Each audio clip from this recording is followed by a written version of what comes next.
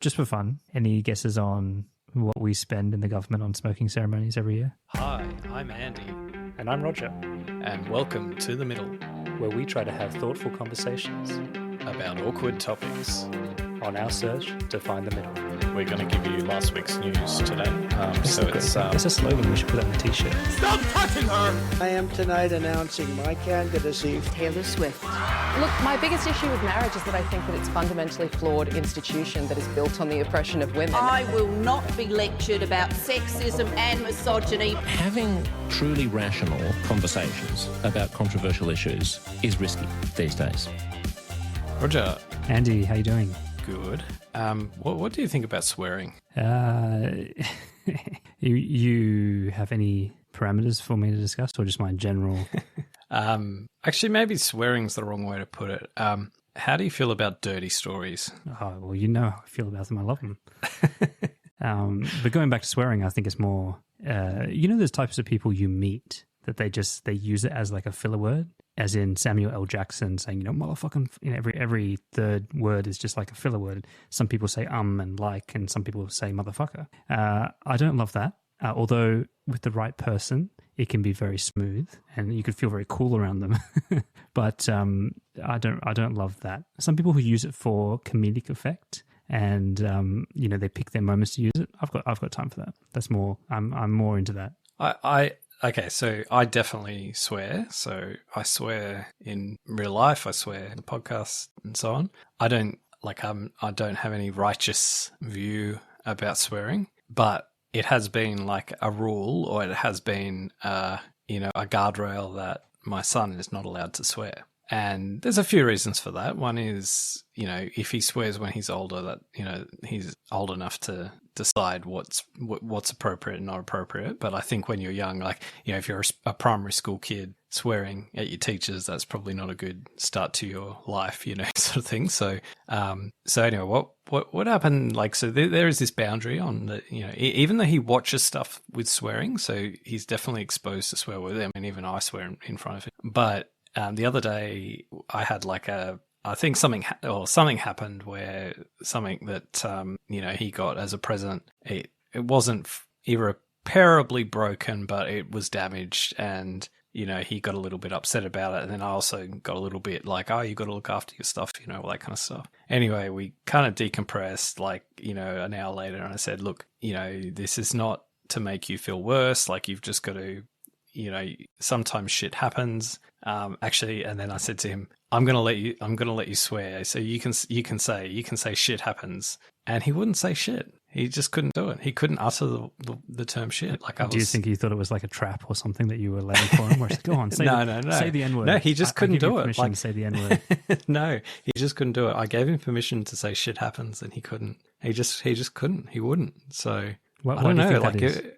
I don't know, but if I set this kid up to, it's like this, it's either he's a really good kid and he's never going to go wrong in his life, or he's going to become like a mad, prolific swearer as an adult, because it's all going to yeah.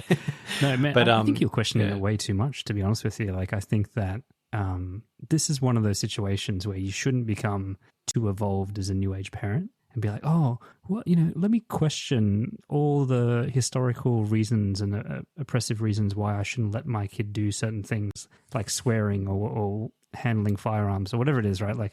I think that this is one where, you're overthinking it. It's not acceptable for kids to swear. It's deep inside, it's a good precedent and it's a good kind of discipline to have. And like you said, when they grow up, they can use it to their own effect. But I wouldn't be choosing swearing for kids as one of those things to plant your flag Let's on. be progressive. Yeah, no, I mean, there's just, and look, I can see why some people would do it. They're just like, well, I don't want any, imaginary boundaries being put on my kid, and I swear, and there's nothing wrong with it. But come on, you just know that this is not a good thing for kids to do, regardless of whether you do it or not. All right. So moving on then to dirty stories. Now, I obviously know you like a good dirty story. I got some feedback on one of our episodes, in particular the poo slurry shit on the pants story, including that it made at least one listener turn off and stop listening. Oh, wow. We definitely can't afford that. Please come back. Give me another chance. Yeah, what do you think about that? Oh, so you're being serious? There's actually it just was a turn off. I was like, I can't listen to these guys anymore. Really? I don't know if I don't necessarily know it was meant in necessarily the permanent sense of the term, but at least that episode. Okay, all right. Well, just for the listeners, right, what Andy is referring to is a story, of course, that I brought to the table of pretty much someone DMing us and saying that that he was in the cubicle and he was wiping. So you're just basically going to repeat the story, no, notwithstanding. We've got to explain what it is to the people. Otherwise, they're just like, "What is it?" Now just go and listen to episode. What episode number was it? Okay, it was a poo related dilemma. Okay, I'll just leave it as that. Right, like so there was poo on a garment. It got there by got there by mistake, and we were talking about the situation. So that's what it was. All right. So just to be clear, that was episode 114 from a few weeks ago. If you want to go and listen to the shit happened story. Yeah, that was good. I actually got some good feedback about that. That people were laughing out loud. People love. Yeah. Well, what were we saying? I think we did make a comment that some people do like scat porn. So You made a comment actually that was really bad. We were like, oh man, these people with the fetishes must be so turned on right now. I thought that was hilarious. Because how good would it be if you actually were one of those people who were really aroused and then we acknowledged you? Wouldn't you feel so heard? And you're just like, yes, like sitting there, I've got like a boner, and you're just like, yes, I feel heard right now. I kind of feel like we're at risk of repeating, sorry. Okay, verging into the. All right, I'll raise above the fray. Now, how do I feel about it? Number one, I'm surprised because I kind of feel like our audience is up for a bit of banter, but also at the same time, I do think the middle attracts a wide range of people, and I understand it's a very, very natural reaction to be turned off by poo talk. All right. So I think like when you think about topics that make people squeamish, come on, like poo is obviously one of them. And, I think what happens is, right, you spend most of your life, right? Like someone showed this kind of curve of your ability and your tolerance to deal with like physical poo. And obviously as when you're a child, and then it goes away from a really big period, like from by the time you're, 7 to, 27, you don't have to deal with poo, right? But then as you turn the corner into maybe like you have kids, then it comes again. And then of course, when you get really old again, then you have to deal with your own poo again. So it's like this circle of life that happens, right, where you're proximity to poo. And so if your listeners are in that kind of gulf where you're poo free, I do feel for you because it is disgusting and you're allowed to think that. And you're allowed to think that I will never have to deal with poo, so stop talking about it. But it comes for us all. Do you think there's another part of it where it's not just like the disgust element, but similar to swearing where the crassness of it? It's just the thing you don't do. Like it's just you don't talk about that stuff. Like you don't use those words. You don't tell poo stories, Yeah, you know what? Like, I mean, everyone's got their thing too. And some of it's cultural as well. Like, like white people and money. Don't you think that's like a real thing? Like I found out that quite early on in life, Chinese culture, it's okay to talk about money. And you're constantly talking about money, how much things cost, what kind of deal you got, how much so-and-so is earning and whatever. But if you go around to your white friend's house and you ask like their father how much you earn, or like there's just no money, like there's just this awkwardness about money. It's seen as like really rude to talk about it. Like whether you have no money or you have all the money, like you just don't talk about it. It's not something that's done, and you don't talk about salaries. You don't talk about this. You don't talk about that. That would turn a lot of people off, right? If we started talking about that stuff. So I think everyone's got their thing. I do think, though, over time, things that, I don't know if taboo is the right word, but things that like, it's just things you don't talk about. There has been like, there is this constant push of like, almost like a rebellion that happens where like people do talk about it precisely because it's taboo, right? Or like that's actually the incentive to start talking about it. So when you look at over, say, the last, 30, 40 years, there's any number of topics that you can think of that today are maybe not necessarily like everyday conversations that people have, but like, let's say, talking about genitalia, right? And talking about it in a very like frank way, like, like not being, kind of almost embarrassed when you say the term vagina, or you know what I mean? Like this has changed, I think. Like, definitely. But I also think that there is something about poo that I feel we always bring it back to the poo. But think about it, Andy, like it is the most universal experience. Everybody poops, right? But yet there's this shame around. Hey, no, Kim Jong und does not poo, okay? He works so hard for the Korean people that he has no waste left. Just burps really hard every 2 months. But don't you mean, like, this is the craziness.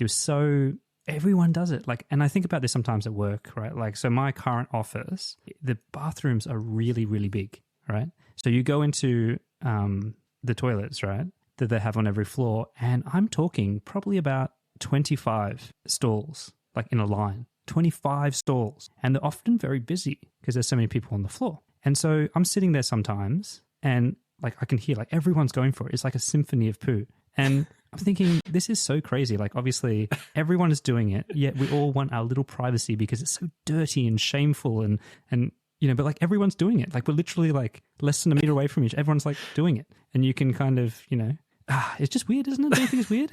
There's so much shame about it. And so it happens even as a young, like my kids, right, that are young, that, you know, they go through this phase where they kind of hide to poo before they learn to toilet train. So you'll find them in their favorite spot, like in the wardrobe or under the table, and doing a poo, even though they know it's shameful. It's weird. All right, well, this is already a really shitty episode, so we may as well just go there. Okay, so this symphony of poos, you know, that you speak of, right? Have you ever heard of the concept of going to the executive floor to take a shit? This isn't the trope of The Simpsons, like executive washroom, like where they have the on. You know, funnily enough, I used to work for I can say this now because this in the past, but I used to work for quite a stuffy place, and it had quite a lot of history to it. And basically it had an executive floor that was really freaky, right? Like, they had these raised platforms, so 4 raised platforms on the floor that were circular. And they were for back in the day, and I'm talking like, you know, in the 50s or whatever, the secretaries would sit on these raised round platforms so that everyone could see them work. And there was like ongoing jokes about how like they did that to kind of keep an eye on them, and also so they could see everyone on the floor, but it was also to like perv on their skirts kind of thing as well. That was like a side effect of it. And all these in the executive floor, they had en-suites. So all the officers had en-suites so that they didn't have to use the main room. And there was like a set hierarchy in place of which assistants could use which en-suites on the executive floor. So it was all very old school. Okay, well, what I was going to say is I have heard from a former colleague that it is best practice, if you need to do number 2, not to go on the pleb floor where you have to listen to like people next door taking it. You know, you just have to hear this like, oh, like just.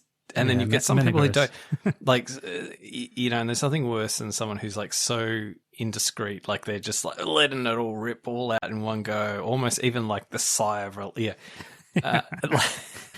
I've got one for like you. You just actually dug up a memory, but I'll let you finish. And then like there's no shame. Like it's just like, oh, yep, let's let it rip, right? But anyway, you think the executives have less shame? No. So it's all about density, right? So what you do is you go up to the floor. Now, I mean, modern office buildings, you know, like an executive floor, but it's also like often a floor with lots of meeting rooms and things like that, right? So if you find the one that is less dense, like as in less people, the bathroom on that floor also tends to be empty. So you get this is a terrible strategy. That private, like luxury experience, this is a right? terrible strategy. So this is what I've heard. As if you do that though, Andy. Like, number one, you're literally coming to your boss's floor, your senior leader's floor to take a shit. And they will know that, right? And like, hey, this is how the best networking happens, right? And in the same reason of like, why are you here on this floor that you never go to just to take a toilet at the same time at like 9:30 after your coffee? You'll be found out pretty fast by the assistants, right? And they talk. And also the same benefit that you're saying, which is low density, is the same reason that you'll be identified quicker, right? Because you're the only person. Like, there's less people there to remember. You don't have the protection of the herd with you. But what I was going to say was, now that you brought this up, I don't think it's my fault. Yeah, it's definitely your fault, but I don't think I've told this story before, but talking about no shame, at a previous office, and we have spoken about this thing of like, how comfortable do you feel taking a call while you're on the toilet weeing, right? And we had that conversation previously, and it's like respectful to not do that, or at least, you know, at the very least go on mute. But I was just go on mute. That's all you need to do. I was on the toilet one time, and I overheard this guy. He was, you know, doing a number 2, he's doing a poo, and he took a proper business call. And it wasn't even like, the worst part was, Andy, he was like, he'd get to a thing. He's like, and he'd get to it, like wherever he was in the sentence, when the poo was coming out, he paused a bit. And so he was just like, yeah, Bill, I'll get you those papers in a bit, like, and it's just like, I was just like, oh man, this is just too much. Like, this guy is just, I would say he's taking a piss, but he's not, he's taking shit. It was awful. And I was just like, that guy has no respect, no decorum. Anyway. What are we actually talking about today? So I guess what I wanted to talk about was, we've covered Trump, we've covered the US election, and I don't want to take us there again for the sake of our own friendship. But one thing that does interest me is the swing that we're seeing of the pendulum, right? So like you said the other episode, the victors get to write the history books and to redefine everything. And he's definitely doing that, and especially around DEI, so diversity, equity, and inclusion. Now, Trump has gone pretty damn aggressively, right, on making sure that the government roles and military, like, they collapse all their DEI roles and departments. And he's given a pretty aggressive time frame to do that. And he's also gone very hard on the transgender ideology, claiming that the government of America will only recognize two genders, male and female, essentially displacing this idea of the definition of being transgender. So very, very extreme things very, very quickly. Front and center. Just to be clear on that, it's not getting rid of the idea of being transgender. It's getting rid of the idea of, like, gender diversity, right? So no, he said that the government of the United States will only recognize two genders, male and female. Yeah, two genders, but that doesn't mean you can't transition from male to female, or vice versa. So it's just that you've got to be one. You can't be some other third, fourth, fifth, sixth, 150. I don't think that's the alternative intent, man. I think it's saying that whatever your biological sex is. There's some other things that he's done around, like the military and stuff like that, and prisons and stuff. So, this probably does need to be seen in a broader suite. But I think the, just to disambiguate kind of the piece of this puzzle that relates to, like the fact that we all have to recognize non-binary and all those other different combinations of options as a distinct kind of thread to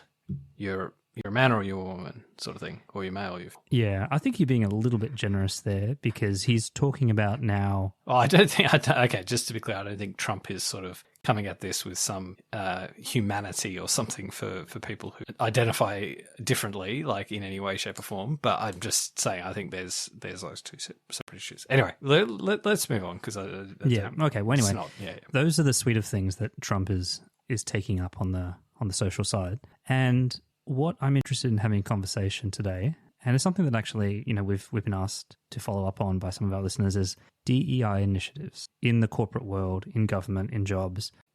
What's happening there, and how swiftly the American corporate culture has started to self-regulate, self-prune their DEI departments in the States. Do you believe that will come to Australia? All right, so where do we start? So I don't want to just leave the Trump thing, so I'll just say a couple of things about that first, but then we can maybe zip that one up and throw it away. We'd be referring to him as the president now, though, right? Well, he was always Mr. President, wasn't he? Don't they keep that title? All right, so now, actually, I think you mentioned like the whole only two genders and all that, like, and the DEI stuff, but that's, I think, actually under a broader umbrella of, Trump being kind of a champion for the anti-woke, the anti-woke movement, right? So in the last, maybe, I don't know, since say 2010, I don't know if that's a reasonable period, maybe sometime during the Obama administration and then beyond, like it just, this whole kind of woke thing emerged, right? Where, we seem to cross like a point where people sometimes would talk about political correctness as, gone mad or something. Like that's always been a thing, but it does seem, and I remember myself, I always used to have my view on, like, if you take my view in sort of say the early 2010s on like political correctness, like my view at that time was that if you kind of say something like it's political correctness gone mad,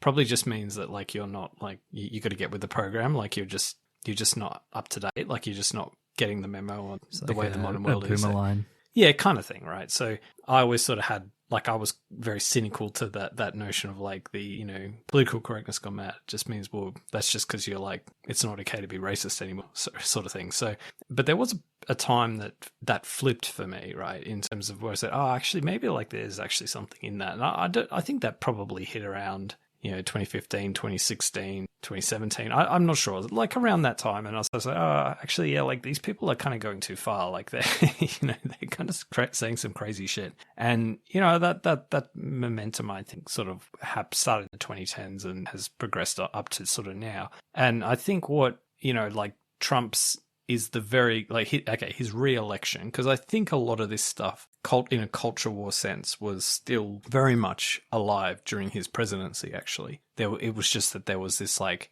counter movement against Trump that was quite strong, and, like, he might not have been, you know, in favor of it or acquiesced to it, but nonetheless, like, the opposition to Trump was quite empowered and emboldened to, you know, and then COVID kind of supercharged everything. But I think and it actually continued under Biden, like, you know, since 2020. So it's very much accelerated to a point now where people just have reached the limits. Like the cultural Marxist sort of ideologies that, you know, kind of have entered the, you know, whether it's workplaces or public discourse, whatever, like it has reached, like it's not passing the pub test anymore. And so I think Trump's election, like, and look, I have all of my same reservations about Trump, but I think him being elected and it's emboldened like people to stand up against this stuff, right? Whereas in the past, maybe like well, not necessarily before he was elected, but I think there's this, you know, the winds of change sort of preceded Trump being elected. But nonetheless, like, I think it's definitely underscores like a change. Like, and so whether it's DEI or whether it's whatever, we've now reached a point where it's like you now feel more confident to say, and I don't just mean people in America, I mean people in Australia and Europe and the whole world feel more confident to be able to say and call out what they see as bullshit, right? Yeah. Because it doesn't align with common sense or public common sense on the street. And that's a good thing. Like, I think that we have spoken I think we have to acknowledge this, devoid of Trump as a, you know, symptom of this, that the whole feeling of not being able to say what you want to say when it's clearly not hate speech or something or incitement, that is a bad thing for public discourse. So this kind of is I think, a needed correction, right? That's not to say there won't be fallout if it's managed poorly, but I think it should be acknowledged that is actually a good thing. All right. Well, so like talk me through DEI. Like, what are we actually talking about when we say DEI? Yeah, look, I want to kind of form a target of DEI inside an organization, right? And so basically what this usually looks like is a department that has diversity, equity, or inclusion in their job title, right? Or in their department. And they are in charge of putting their thumb on the scale to promote progressive values, right? And it's usually in the form of making sure that there are accommodations for minorities. There is a policy on promoting the ascension of minorities or protected peoples in the form of hiring practices or whatever, or selection or whatever it may be, right? And I think that these kind of dedicated units form. I think it might have started as just everyone should be aware of this, of their bias and all this kind of stuff, and do diversity training and have tolerance. But I'm talking more specifically about dedicated departments where this is their job, right? And that's what is being targeted in America.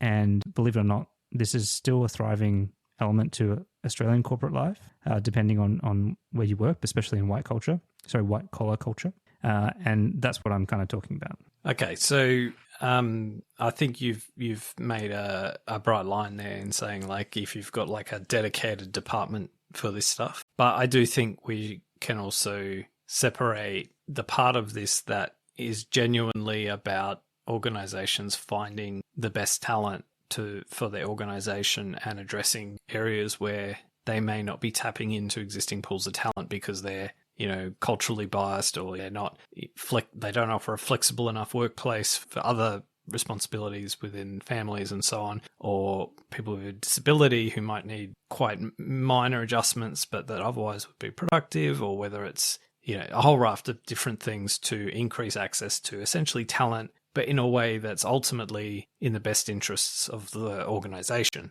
not necessarily in a way that's trying to achieve some kind of, everyone's got to get a prize kind of mentality, right?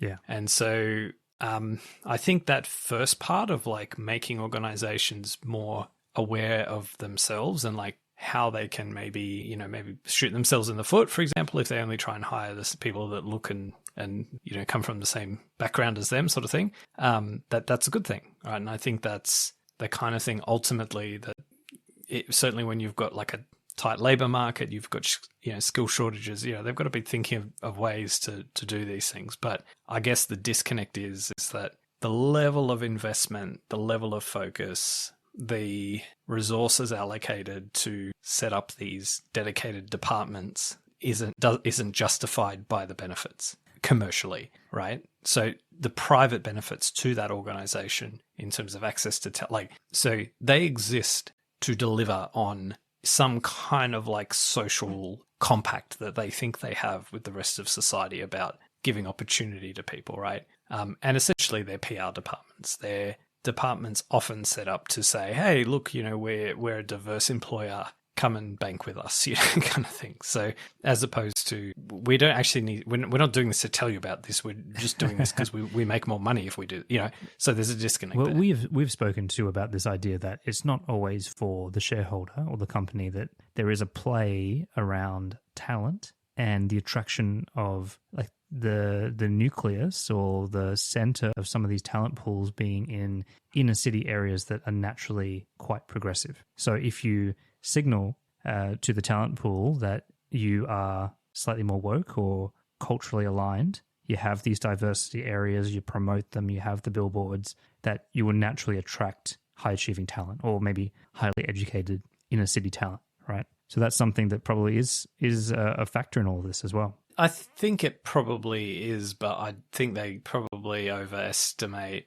where the middle is, kind of thing. So, or at least that the middle hasn't continued along some trajectory of becoming even more woke, right? So where do these ideas get created? They get created in like this nucleus of highly educated university elites, who they're all university educated. I think there's probably at the very upper echelons of organizations, there's enough I think at that level, you've got to be a bit more like entrepreneurial, commercially minded, real world minded to know that this stuff's a bit superficial. But at least when you're looking at HR departments and, places like that, they do tend to be quite ideological actually. So, and they import the culture of these, and they spread these ways of thinking about things, and they do it in a way that maybe the leadership of these organizations kind of have to tolerate it because invariably, they're scared of being cancelled too, right? But that's what I mean, right? Picture in your mind the CEO of an ASX listed company. What are you picturing? Like, tell me, what do you picture? Like, what do they look like? A Barker boy. Barker boy, and physically, what do they look like? Yeah, you want me to say? They're a boy. What else? Clean shaven, white man. White man. Okay, so they're a white man who's got this HR department recommending a DEI policy. What's the CEO going to do? Is it going to be like shoot it down and say no, we're not doing that, or just like okay, do it, but then they try and manage the that's because they don't have the voice of the Indigenous voice parliament to kind of help them make these decisions. Now, and by the way, just for anyone who didn't get the Barker boy reference, that's a private school located in Sydney. Yeah, some old boys. Now, look, I want to kind of bring it back, right? Because I think the first part of what we're grappling with, after we define DEI, which I think we've done, is, is this relevant in Australia? Do we actually have DEI alive and well in Australia enough to kind of be subject to the winds of change from America? And I want to get real for a second and actually for you and I to reflect on what we think has been the real impact of what we've seen in DEI in our careers. Because you're a non-identifying white man. And I don't identify as white. I don't identify as anything. You don't. I identify as a turd in the toilet. And I am an Australian-born Malaysian Chinese person. So I want to kind of talk about that. Just like a little quick 5 minute of like, what have you seen? Have you seen anything that would lead you to believe that people of different ethnicities or minorities or protected peoples have gotten special treatment? Where have you seen it come in? What have you seen? What have you rubbed up against in your time? Like, what is the actual lived experience of your career when it comes to DEI in Australia?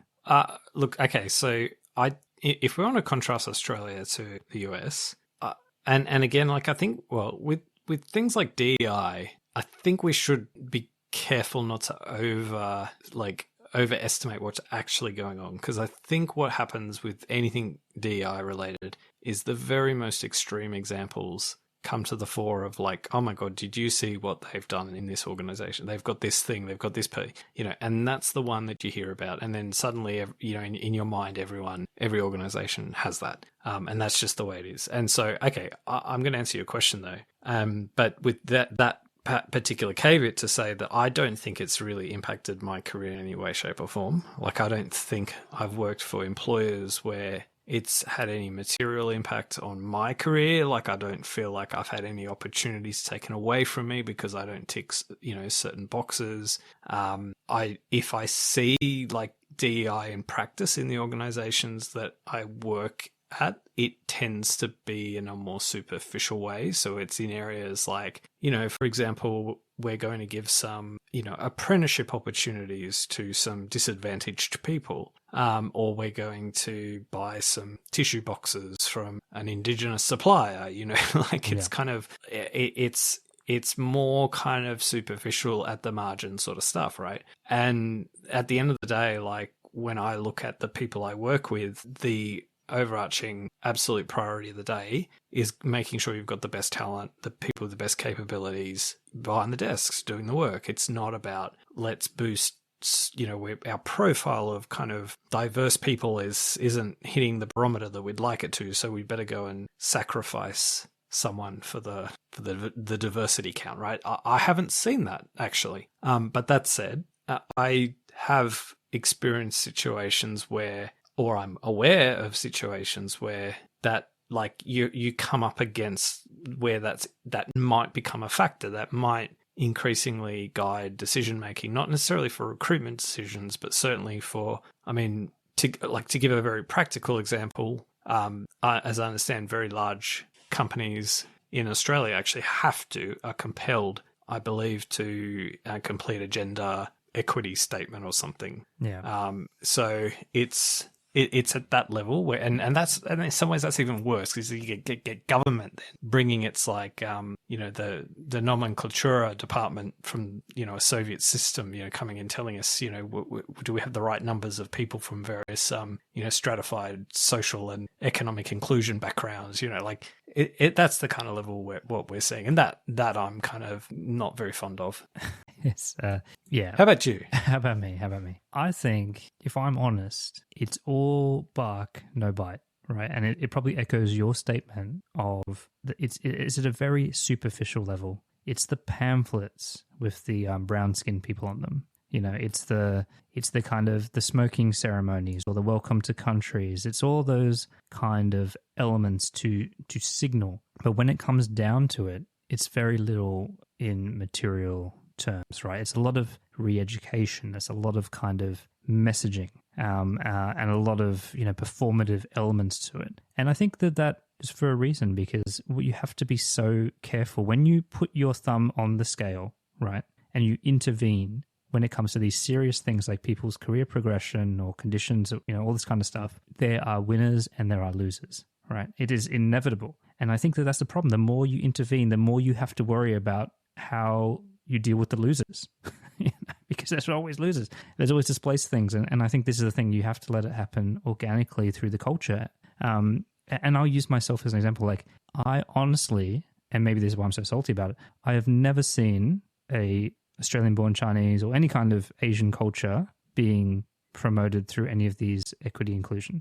Like, never. And in fact, now it's turned full circle where not only did the Asian community not benefit from any of these DEI initiatives, they're now being punched them because they're saying, oh, well, actually, they're going to uni in too high amounts in the States, and actually being discriminated against and putting in the camp of the bucket of the white privilege. And I'm like, how the fuck? Asians are going to just be like the next white people. But they must have got it through their privilege, through their kind of historical privilege. I mean, exactly. Give me a break, guys. Like, and I think this is it's all that. It's all that.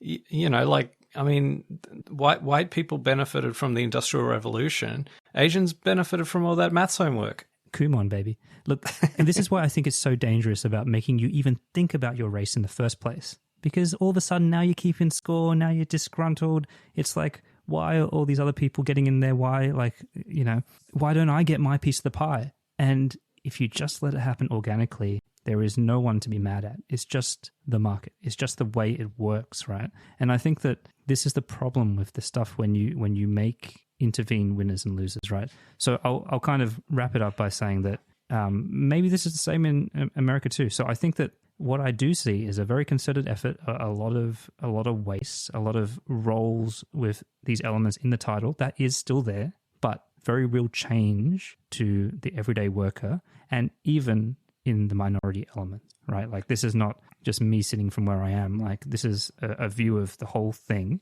and it takes place in, like, you know, a few, like you said, a few scholarships for Indigenous people or gender quotas or whatever, you know, whatever the thing is, right? And I think that this is something to call out, right? I don't know it's going to snap back as rapidly though as you know, I think Trump's going to have his, you know, like a couple of weeks of furious changes in this space or whatever. But, like, you know, I think a lot of this work, it's broader than just the last few years, right? A lot of this does reflect, I mean, even just taking like gender, right? So, yeah, the gender pay gap, like this is something that has been discussed about, and like making sure that workplaces work for families. And when I say work for families, I don't just mean work for women. I mean work for men as well, who increasingly have more, you know, responsibilities in their home life than they have before, because they don't have a partner who takes 100% of those responsibilities anymore. So I think it, you know, this work, it's kind of, part of it's just the branding of it. Like, I think the term DEI is going to become like, you know, it's almost like how woke was originally like a, you know, I'm woke to the issues, like I'm woke, like I'm awake, stay you woke, know, stay woke. Like it was originally like, and then it's just been co-opted, and now it's like this really, yeah. I think DEI might go the same way. It's like there's a grift to it though, man. Like, I think that's the thing. There's a grift. I think there's a grift. Well, I think the part of it that's like, this is actually our marketing and our public affairs to our customers and even potential staff that might also be woke or DEI inclined. That's the grift, and that's the part that might go by the wayside, because that's not a signal that they want to be messaging anymore. But you know, again, like when we were talking about like our organizations, like I think the culture of I can't see, and I mean, we say this from Australia, and I don't think we've got the same kind of like rapid, like I don't know if it's just that we are exposed to the very most amplified examples, and therefore we think like America's just this like crazy place, but it does seem like America's got these wild swings and turns in terms of the culture wars over there, which I don't think we have. Like, I think we have a more nuanced sort of moderate take on it, and I don't see that going away. Like, I don't see organizations suddenly going, oh well, you know, I mean, let's give a hypothetical example. Peter Dutton wins the upcoming Australian federal election. Let's say Peter Dutton, he's no Trump, let's be clear about that. But let's say Peter Dutton takes some elements of these sentiments as part of his agenda. I don't think in Australia we'll see suddenly like organizations disowning, you know, everything they're doing in this space, whether under the DEI umbrella or more generally. Like, I think they'll continue to, you know, try and promote themselves as open and inclusive places to work and all that sort of stuff. So talking about Dutton, he's actually said that he has proposed cutting roles for culture and diversity, which is basically DEI. Yeah, but that's within government bureaucracies. Yeah. But does the private sector take that forward? For sure, they follow suit. That's what's happened. No, I don't think so. America, that's what I'm trying to say. Yeah, but I don't think that will happen here. If that's the proposition, I think that the term will take a bit of cop a bit of damage to it. But okay, two points before I finish up is just to say, I think for one, the people who are promoting this stuff believe in this stuff, and they're not going to just give up, right? So maybe at the very highest level, like at the corporate CEO level, they're probably cynical enough to just go whichever way the wind blows. But the kind of people who are pushing this stuff, they're going to continue to push this stuff. They're still agitating for this stuff. So, and they're not going to go away, right? So that's the first point. And the second point I would say, though, is that like the flip side of that is those people who really do truly believe in this need to get it into their thick, ugly heads that this is not how you change the world. The way you change the world is by bringing people along with you. So setting up a department that you call the Diversity, Equity and Inclusion Department does not bring people along with you. It does not drive cultural change. It does not make people think the same way as you just because you create a department and slap a sticker on it and have Diversity Day, right? That's not the way the world works. And so these people need to become a bit more engaged with the real world because they're just in these bubbles, right? These people who are into this stuff. So, but I don't think it's going away. I just think it's going to moderate and it might hibernate for a little while. Yeah, I think there'll be some rebranding. That's a nice way of saying it. But I don't have a lot of sympathy for the people who have made careers around this because I do see it as a bit of a grift, right? Like I think that there's enough waste in organization. Aren't they just like HR people though who specialize in it?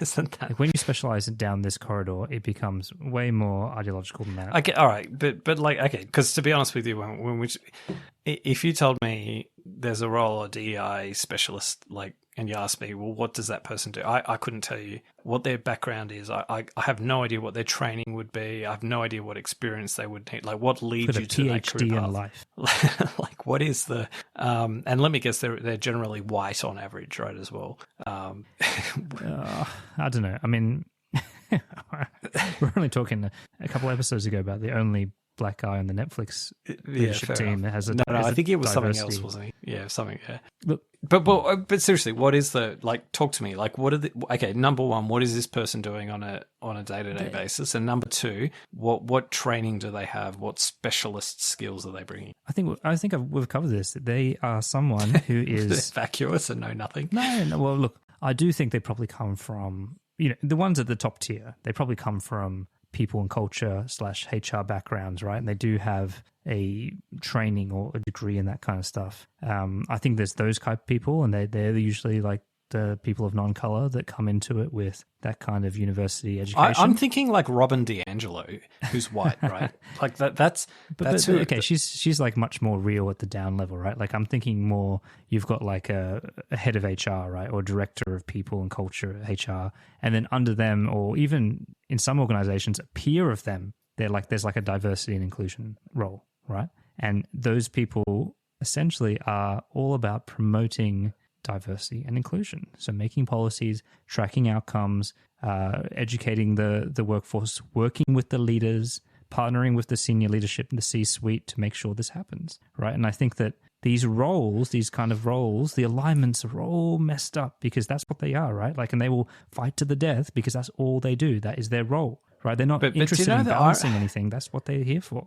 But like the irony in this space, right? So the need for diversity, equity and inclusion professionals in organization is that, in their minds, I guess, is that organizations existing executive or power influence, however you want to frame it within an organization, lacks the a certain kind of willingness to pursue that off their own bat, right? So the irony is that you need to go to picture a situation where you have like the executive meeting or whatever where they make decisions, the leadership team make decisions about things within the organization, and they're all white. There might be some women in there, but they're generally white, kind of highly educated, like maybe private school educated, a mix of things like that.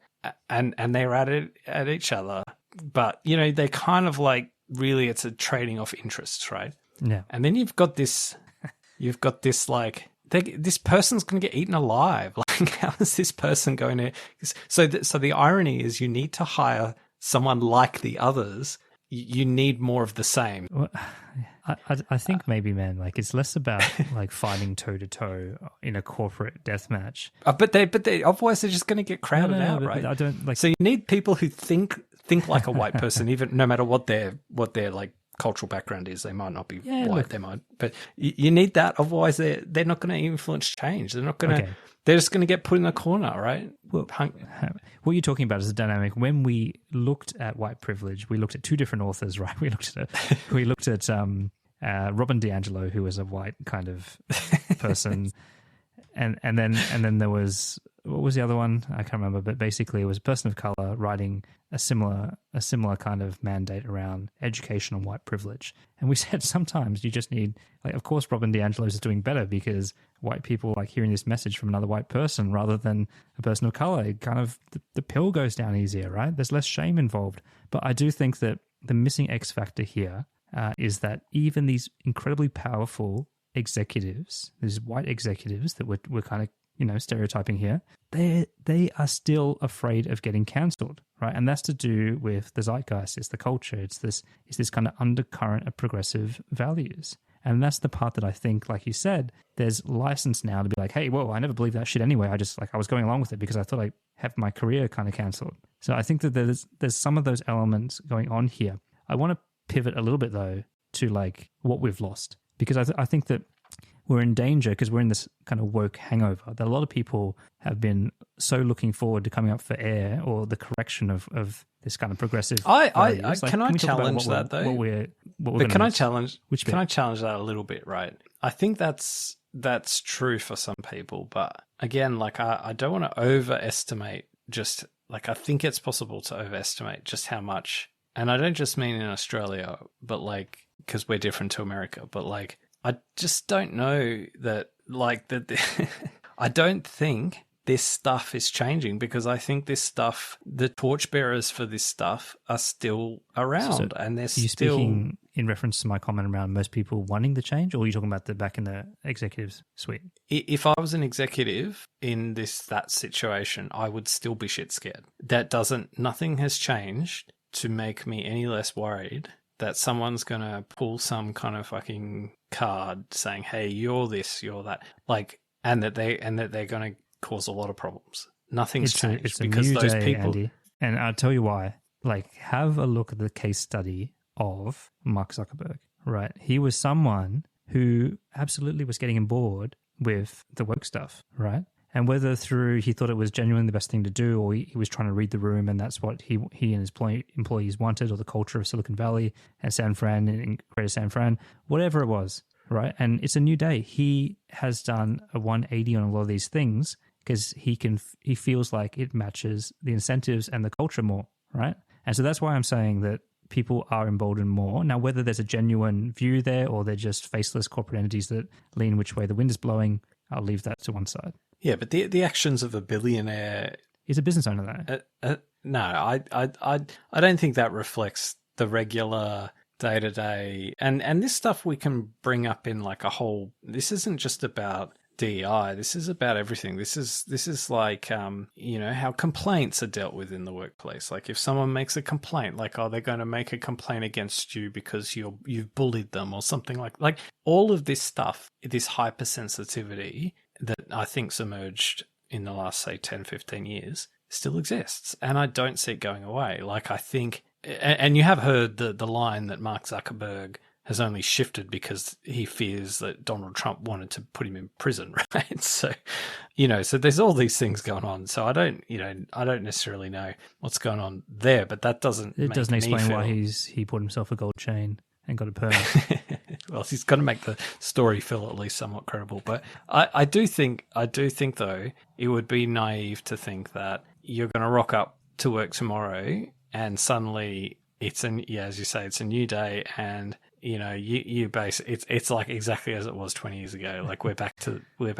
I just don't think that's the case. Like, right. Let me give you a stat. Because we're talking at like a world of elites, right? Like Trump and his victory reflects the popular wisdom of, the 50% of America who tends to not be part of that elite club, right? But when you're talking about a corporate world, a corporate environment, that is still very much the elite world. And these cultural traits dominate that elite world. So I think there's still more capacity to challenge that, and to the extent that it's overshot and it's gone too far, I think definitely like there's more empowerment to challenge that, but the core of it's still there, and I think that's here to stay. I'm talking more about like the middle, right? The middle of people who didn't really believe in it, but they were going along with it because they thought that there were dire social consequences for not doing it. But they never really felt that way. And in fact, some of them felt in violent opposition, but they just didn't,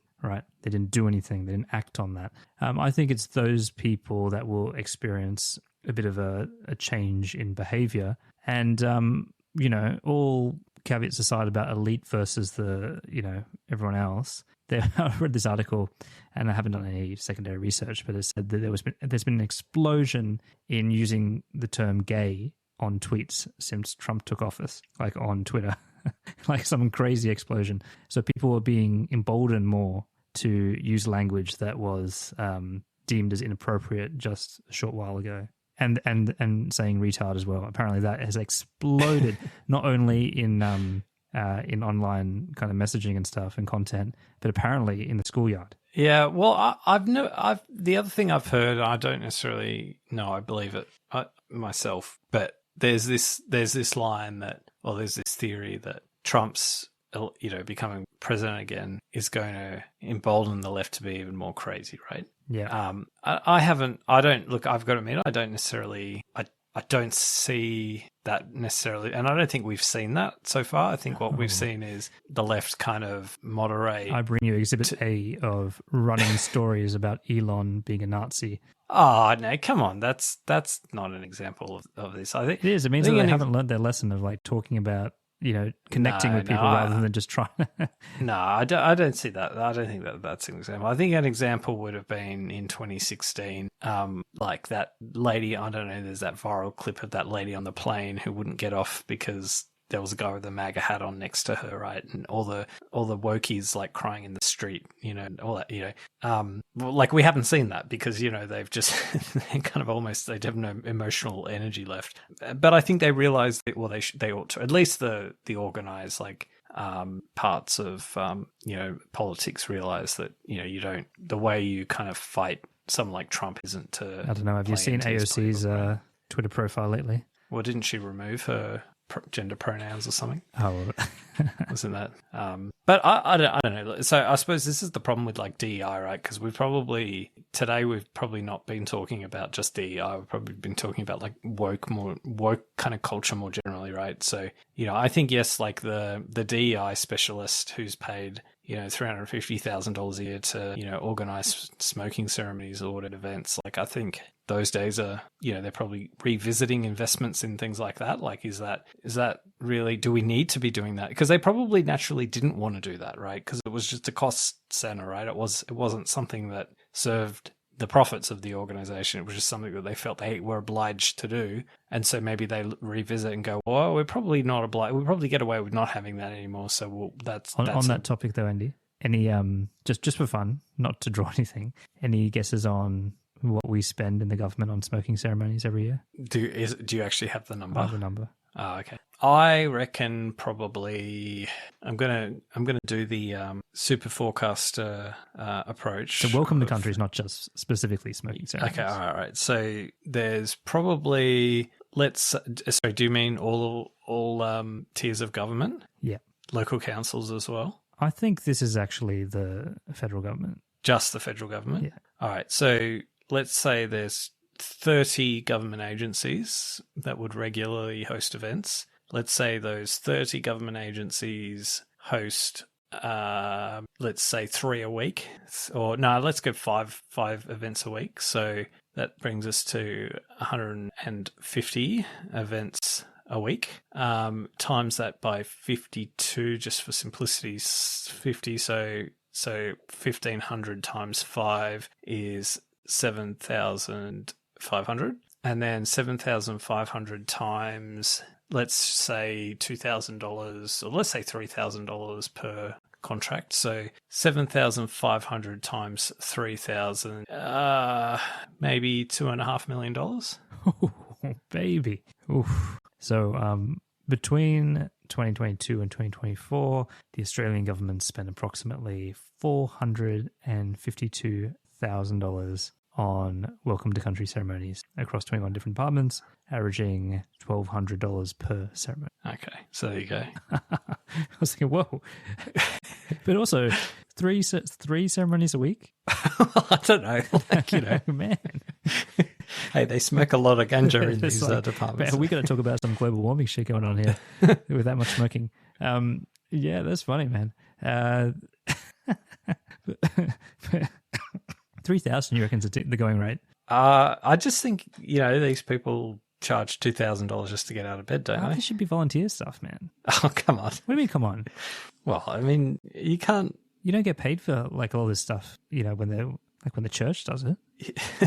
I mean, they don't pay tax. Yeah, hang on. What does the church do? Like they're burning some sticks and shit, man. Like what are we talking about here? Yeah, but they're not doing it for God. They're doing it for money. But I mean, it's not. But it's a welcome to country. Like you don't pay. Yeah, you got to pay them to do. No, you got to pay them to do it. Why? Because they're not going to come to your fucking event so you can feel good about yourselves and not get paid for it. Nah, see, I don't believe that. They should like. They shouldn't be like. Well, okay, you can argue.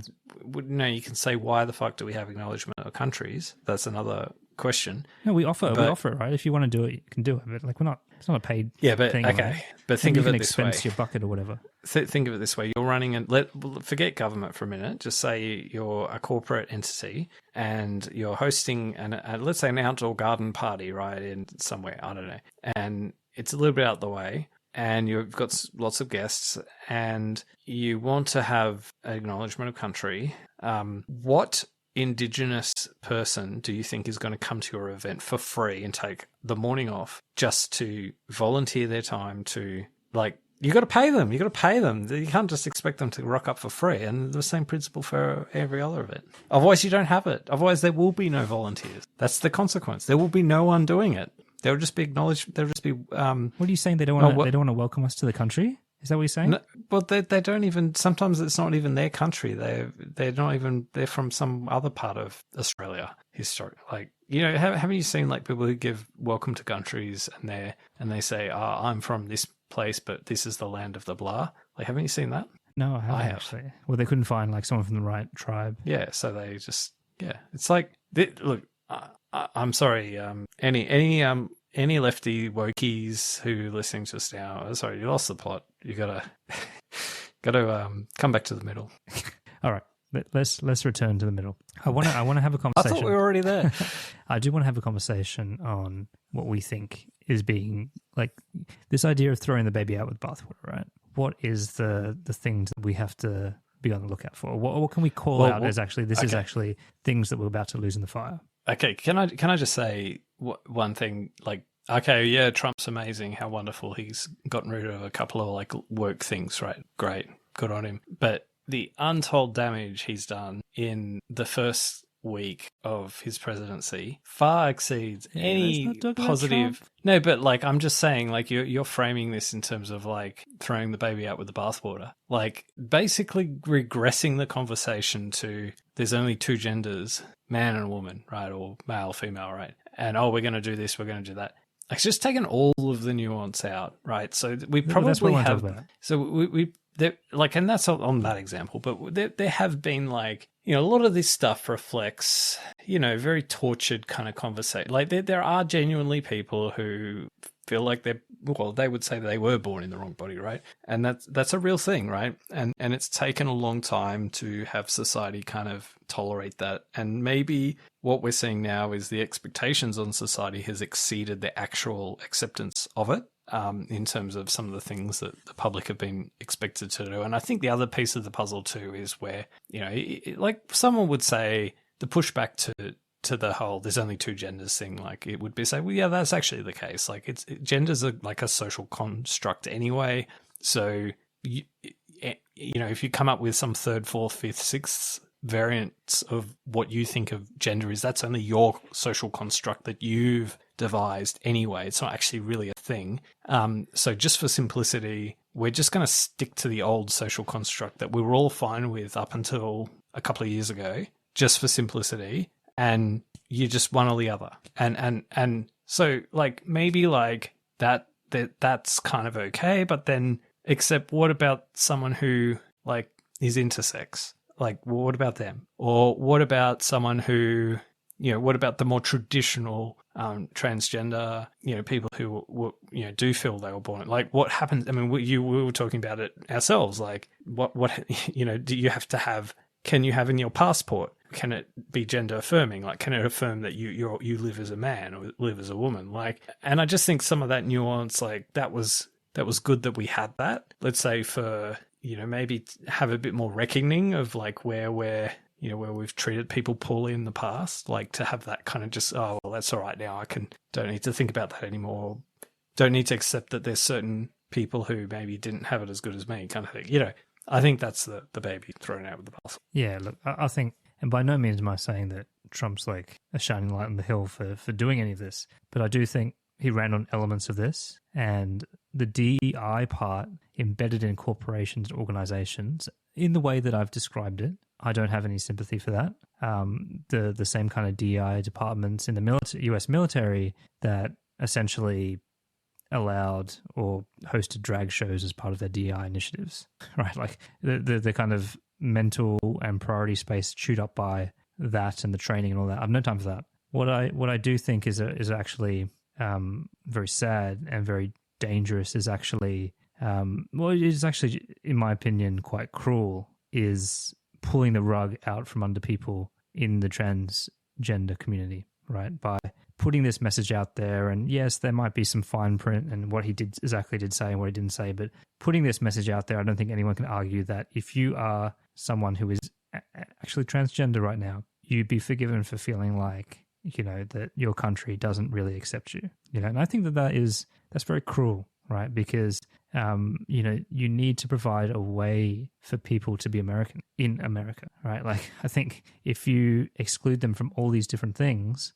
then what do you think, like, what options are left for them except for pain, misery, and probably revolt, right? So I just think that is quite cruel. And like you said, has robbed the discussion, like, of all the nuance and stuff like that. And I do think that a lot of that blame, like the real transgender community has been let down by all of this stuff, right? Because of some very loud activists and this and that, they have had all their interests and all their kind of stuff fucked up, right? And I would be very, if I was someone who had gone through all that transition and tried to find a way to kind of find my place in society, I'd be very angry at those people right now, and Trump, obviously. But it's hard to be angry at over half the American people. But I'm sure you find a way. So I do think that's my view on it. Like the DI stuff, yeah, I kind of understand, and there's a mandate there. The transgender stuff, I think, is quite cruel and should have been handled in a better way. I don't know what we would have been expecting Trump. Well, he did run kind of on that stuff, but I think that having that as like a pace-setting thing, that, hey, look, I'm coming out of the blocks, and, the military is going to be cleansed of transgender people and all this kind of stuff. And actually, if you're a transgender person in a, biological male in a female prison, we're going to send you back by this date and all this kind of stuff like that. Like, I think it's, if you're sitting there as someone who's a part of functioning member, part of society, or doing your best to try to become one in a very, very hard circumstance, this feels like just a big fuck you that America has no acceptance of you, and you're now stateless, kind of thing. All right. The last thing I want to say on today's episode is just simply that if like DEI stuff and all the crazy work shit we've been seeing over the last how many years completely overshot where people are really at, like in terms of where the common view of the majority of people, and that's what gave rise to the success of Trump and so on. Like Trump is equally, if not probably more, overshooting in the other direction, but only more aggressively, more quickly. And so I think any notion that middle America is, that Trump's got a better finger on the pulse of middle America, I think is wrong. I think he's got a good pulse on a cohort of America who will come out and vote and have felt excluded and, maybe don't mind a bit of trolling in this space. But I think any notion that, like, for, let's say the working age population, that Trump is, I think, when you take the working age population, I think, I don't think this is where America is at. And I think that's even more true or less true in which way you frame it for places like Australia, where we are quite moderate compared to America. We don't have the same kind of polarization. Yeah. And look, I think that it's very easy to sit back and throw rocks. But if you're someone who has relied on some of these initiatives to kind of prop you up, you'll feel very differently, and I respect that too, right? Like I think that it's exactly what you said, where it's about outstripping the capacity for the culture to support the change, and some of that I think is a needed correction, but that doesn't mean we have to be cruel to people and to kind of unlearn the lessons that we've learned over the last 15 years. All right, well, see you in the cubicle then. I'll be 2 doors down. Do you reckon that's what that band was talking about? So it was 3 doors down. Better safe than sorry. All right.